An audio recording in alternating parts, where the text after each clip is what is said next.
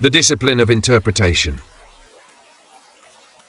There is an event, and then there is the story you tell about it. Most people do not see the difference. Something happens and the mind immediately says, "This is bad, this is unfair, this should not be." But the Stoics separated the two. First the event, then the judgment. A delay is just time.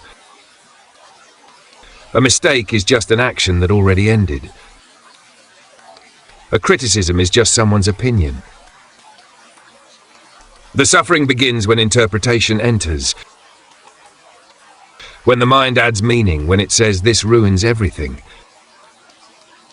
But meaning is not forced upon you, it is chosen. Often so quickly you do not notice the choice.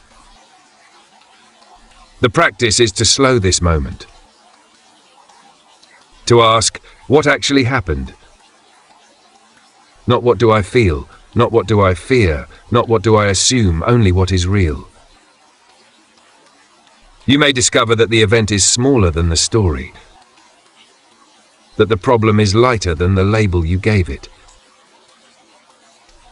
The Stoics trained this daily. They did not remove emotion, they examined its source. They asked, is this within my control? Is this a fact or a judgment? Is this important in the scale of a life? Most things become quieter under these questions. Not because they disappear, but because they return to their true size. Interpretation can turn a moment into a burden,